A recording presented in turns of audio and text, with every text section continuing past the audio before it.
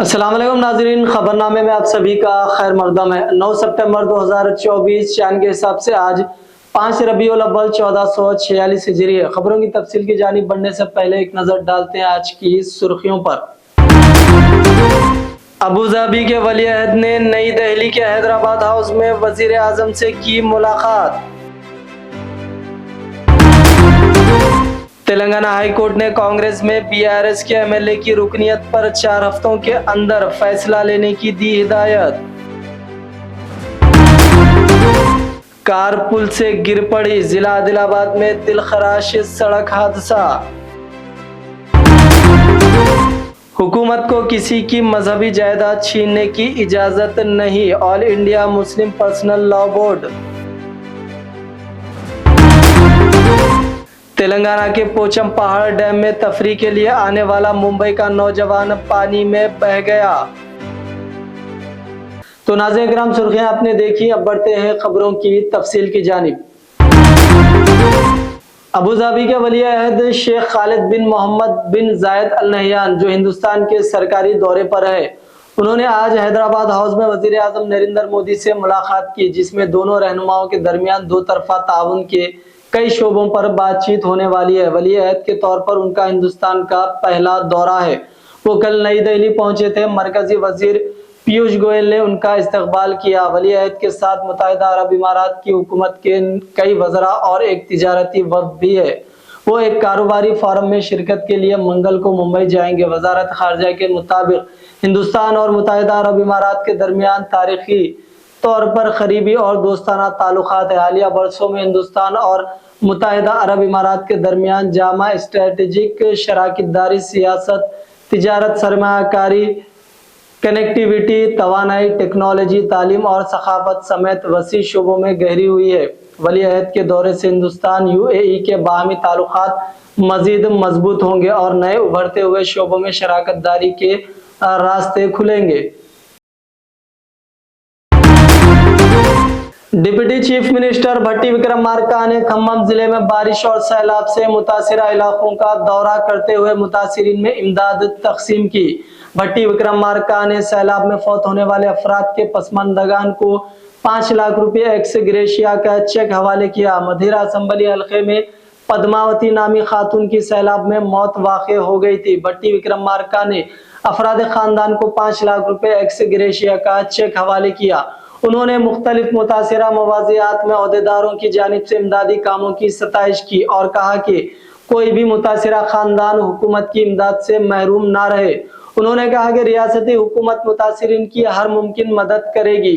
Deputy chief minister ने अहदेदारों से कहा कि वो ज़खायर आपकी सतह पर नजर रखे, क्योंकि महकमा मौसमियात ने आइंदा 3 दिनों में भारी बारिश की पेश क़यासी की है। उन्होंने कहा कि बारिश की सूरत में नशीबी इलाकों से आवाम को महफूज मकामात मुंतकिल किया जाए। उन्होंने अहदेदारों से कहा कि हुकूमत की जानिब से फराहम करदा ग़िज़ाई अजनास और इमदादी रकम की तकसीम में शिफाफियत को बरकरार रखे। भट्टी विक्रमार्का ने अहदेदारों से कहा कि नुकसानात के बारे में रिपोर्ट जल्द से जल्द तैयार करते हुए हुकूमत को पेश करे, ताकि मजमूई नुकसानात की रिपोर्ट मरकज को पेश की जा सके।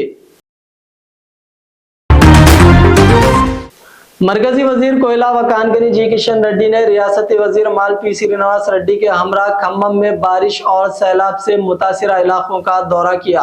किशन रेड्डी ने खम्मम शहर के मुख्तलिफ इलाकों का दौरा करते हुए मुतासिरीन से मुलाकात की।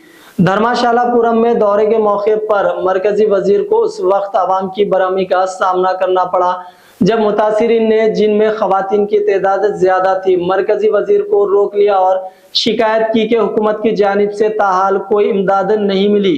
किशन रेड्डी ने इस बारे में रियासती वजीर माल श्रीनिवास रेड्डी से दरियाफ्त किया, जिस पर श्रीनिवास रेड्डी ने मुतासिरीन को यकीन दिलाया कि हुकूमत की जानिब से हर मुमकिन मदद की जाएगी और कोई भी मुतासिरा खानदान महरूम नहीं रहेगा। मुतासिरा इलाकों के दौरे के मौके पर नज़्म-ओ-नस्क ने सख्त चौकसी इख्तियार की। जिला कलेक्टर मुजम्मिल खान ने बताया कि बारिश की पेश क़यासी के सबब हुक्काम ने सख्त चौकसी इख्तियार कर ली है। अवाम से अपील की गई है कि वो बारिश के दौरान मकान से बाहर ना निकले और किसी भी मदद की सूरत में हेल्पलाइन नंबर 1077 से राब्ता कायम किया जाए। तेलंगाना हाईकोर्ट ने पार्टी इनहराफ करने वाले बीआरएस के 3 अरकान असेंबली को नाअहल करार देने पर एक अहम फैसला सुनाया है। हाईकोर्ट ने स्पीकर ऑफिस को 4 हफ्तों में फैसला करने की हिदायत दी। अगर उस वक्त तक फैसला नहीं लिया गया तो उसकी जांच सोमोटो केस के तौर पर की जाएगी। पार्टी बदलने वाले एमएलएस को नाअहल करार देने के लिए हाईकोर्ट में कई अर्जियां दायर की गई हैं। बीआरएस और बीजेपी लीडरों ने ये अर्जियां दायर की है। हाईकोर्ट ने उन तमाम दरख्वास्तों की समाअत की। दरख्वास्त गुजारों ने अदालत की तवज्जो दिलाई कि स्पीकर इस हवाले से सुप्रीम कोर्ट के अहकामात पर तवज्जो नहीं दे रही है। अदालत ने फरीकैन के दलाइल सुनने के बाद फैसला सुनाते हुए स्पीकर ऑफिस को 4 हफ्तों में फैसला लेने की हिदायत दी। हैदराबाद के 61वें कमिश्नर पुलिस के तौर पर सीनियर आईपीएस ओहदेदार सीवी आनंद ने अपने ओहदे का जायजा हासिल कर लिया। इस मौके पर मीडिया से बात करते हुए उन्होंने कहा कि जराइम की सरगर्मियों में मुलविस अफराद से आईनी पंजा से निपटा जाएगा। उन्होंने कहा कि रियासती हुकूमत मंशियात की रोकथाम के मामले में संजीदा है। उन्होंने कहा कि वो मंशियात के खात्मे के लिए काम करेंगे। सीवी आनंद ने कहा कि वो फोन टैपिंग केस से मुतालिक मुकम्मल तफसीलात हासिल करेंगे।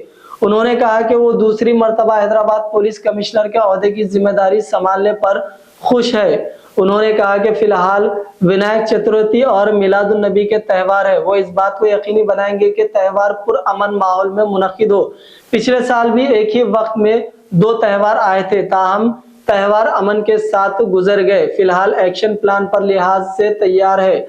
ओहदे का जायजा हासिल करने के बाद सीवी आनंद ने चीफ मिनिस्टर रेवंत रेड्डी से मुलाकात की। All India Muslim personal law board और हमदरान वक्फ के वफ्द ने बोर्ड के जनरल सेक्रेटरी मौलाना फजलुर रहीम मुजद्दी की क़यादत में नेशनलिस्ट कांग्रेस पार्टी के बानी व सरबराह मिस्टर शरद पवार से उनकी रिहाइशगाह पर मुलाकात की। बोर्ड की तरफ से शरद पवार को मेमोरेंडम भी पेश किया गया, जिसमें मुकम्मल वक्फ तरमीमी बिल 2024 को दस्तूर के खिलाफ बताते हुए उसे वापस लेने का मुतालिबा किया गया। शरद पवार से मुतालिबा किया गया कि उनकी पार्टी और इंडिया अलायंस हुकूमत पर इतना दबाव डाले कि हुकूमत इस वक्फ तरमीमी बिल 2024 को वापस लेने पर मजबूर हो जाए, वरना मुसलमान दस्तूर में दिए गए हुकूक के मुताबिक आखिर दम तक इस बिल के खिलाफ जद्दोजहद करते रहेंगे। मुस्लिम नुमाइंदों की गुफ्तगू के बाद शरद पवार ने यकीन दिलाया कि किसी की मजहबी जायदाद छीनने की इजाजत नहीं दी जाएगी। हम सख्ती के साथ इस बिल की मुखालिफत करेंगे और किसी भी हाल में इसको मंजूर नहीं होने देंगे। उन्होंने कहा कि हमारे अरकान पार्लियामेंट सुरेश महात्रे उर्फ बालैया मामा ज्वाइंट पार्लियामेंट्री कमेटी के रुकन हैं। हमने उनको हिदायत दी कि कमेटी में मुसलमानों के जज्बात की भरपूर नुमाइंदगी करें। इस मामले में हम पूरी तरह मुसलमानों के साथ हैं। जनरल सेक्रेटरी बोर्ड मौलाना फजलुर रहीम मुजद्दी ने शरद पवार की इस 2 टोक यकीन दहानी पर उनका शुक्रिया अदा किया और ने ख्वाहिशात का इजहार भी किया। तेलंगाना के पोचमपाट डैम में एक नौजवान पानी में बह गया, जिसकी शिनाख्त 28 साला फेरोज की हैसियत से की गई है, जो मुंबई का रहने वाला बताया गया है और अपने दोस्तों के साथ तफरी के लिए पोचमपाट डैम आया था, जहां इतवार को फेरोज अपने दोस्तों और रिश्तेदारों के साथ डैम के अंदर पानी में उतरा था। इस दौरान श्री राम प्रोजेक्ट से पानी छोड़ा गया। इस पानी में नौजवान बह गया। उसके दोस्त ने उसे बचाने की बहुत कोशिश की, लेकिन उसका पता नहीं चल सका। जराये के मुताबिक फेरोज मुंबई से 3 दिन कबल ही अपने कोटला के किंगम पेट में रहने वाले अपने मामू के घर आया था और इतवार को दोस्तों के साथ तफरी के लिए डैम गए थे। यह हादसा पेश आया। फेरोज का इतवार की शाम तक कोई पता नहीं चल सका। पुलिस इसकी तलाश शुरू कर दी है। जिला आदिलाबाद में पेश आए सड़क हादसे में 6 अफराद शदीद जख्मी हो गए। यह हादसा जिले के नेराडी गुंडा मंडल के रूल मामाडा गांव के करीब कल उस वक्त पेश आया जब कार का टायर फट पड़ा और ये कार बेकाबू होकर पुल से नीचे गिर गई। इस हादसे में 6 अफराद शदीद जख्मी हो गए। मुकामी अफराद की मदद से जख्मियों को इलाज के लिए अस्पताल मुंतकिल किया गया। तो नाज़रीन इकराम, ये था खबरनामा। आइए डालते हैं फिर एक बार सुर्खियों पर एक नजर। अबूधाबी के वली अहद ने नई दिल्ली के हैदराबाद हाउस में वजीर आजम से की मुलाकात। तेलंगाना हाई कोर्ट ने कांग्रेस में बीआरएस के एमएलए की रुकनियत पर 4 हफ्तों के अंदर फैसला लेने की दी हिदायत। कार पुल से गिर पड़ी, जिला आदिलाबाद में दिलखराश सड़क हादसा। हुकूमत को किसी की मजहबी जायदाद छीनने की इजाजत नहीं, all India Muslim personal law board. Telangana के पोचम पहाड़ डैम में तफरी के लिए आने वाला मुंबई का नौजवान पानी में बह गया।